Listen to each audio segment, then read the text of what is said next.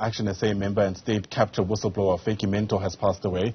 Mentor died at the age of 58 after a long illness. ActionSA says she had been ill for some time, and in fact this morning her family called the party to inform them that she had been hospitalized for several months before her passing. Let's get you more on this now. Bring in party leader Herman Mashaba, who joins us now via our video link for more on his thoughts. And condolences to you, Herman, and the rest of the ActionSA party for your loss at this stage. I mean, you described Vytjie Mentor as a patriot in a statement you've released a short while ago.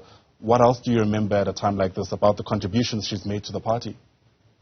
Well, first of all, condolences in particular to Vytjie's mentors and her children and immediate family.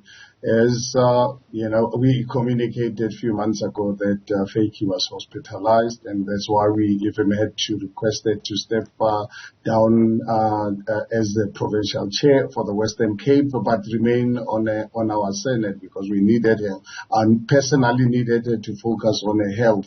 Unfortunately, God decided on his way to take away her life because I've received a call this morning just before 5 o'clock from the daughter to really give me this unexpected news. So we are devastated. Someone who's played such a key role. Today, the state captured inquiry by Zondo.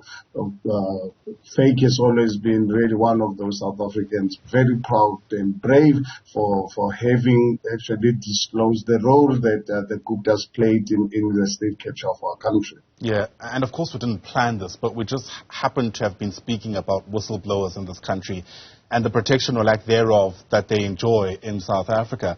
I wonder whether, in your interactions with Vytjie Mentor, whether she had ever spoken to you about the cost that she's had to pay for speaking out against state capture, especially at such an early stage. Ayanda, for me, when after launching of the People's Dialogue and Vytjie, at that time I'd never met her before, where she dropped me an email and then I had a Zoom meeting with her. Over the time that I've really dealt with her, she was a very, really broken person.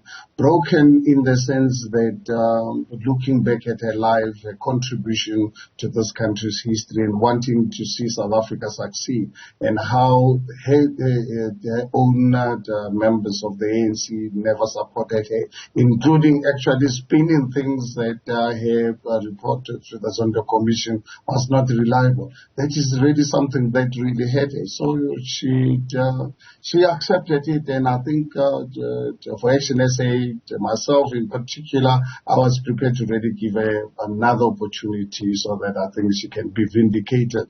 And fortunately enough, the Zondo report, Commission reports are there for everybody throughout the world can see how South Africa was captured by the Gupta family. Yeah. What kind of gap would you say she leaves in ActionSA? Huge, Amanda, because I think if you look at ActionSA, majority of us don't have long history in direct politics. So I think as a sounding board member, that's why even when she was sick, I requested her to step aside, to not worry about being the provincial chairperson of Western Cape, because that job required her to travel extensively. But I really needed her wisdom. I mean, she was really our sounding board members. In our deliberation in Senate, Vytjie used to really bring a totally different, refreshing perspective to the discussion. So that's something that we are going to miss and will never be able to replace. Yeah. Throughout her career, there'd been all manner of reports. I mean, I think it was in 2010 when there was reports emerging around how she had apparently coerced Transnet to spend money that wasn't authorized, etc. Those kind of sentiments, what bearing did they have, do you reckon, on her ability to continue doing what she thought was the right thing to do in public? Well, I think, if one had spoken directly with Vytjie, in the ANC in particular, when you raise issues of national interest that dealing with corruption, you are most of the time, unfortunately, criticized and find ways to find something against you.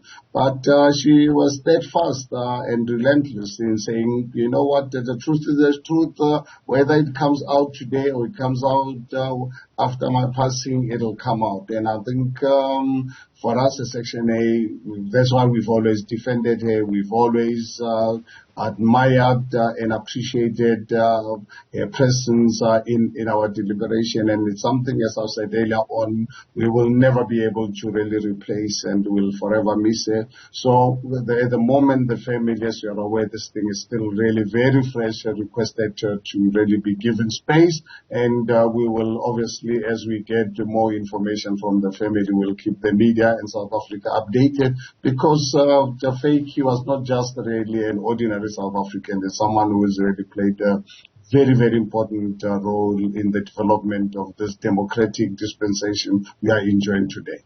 Fair enough. Herman Mashaba, thanks very much indeed for speaking to us. And once again, condolences to you and everybody else who worked and knew Vytjie Mentor. Herman Mashaba speaking to us there in his capacity as the leader of ActionSA.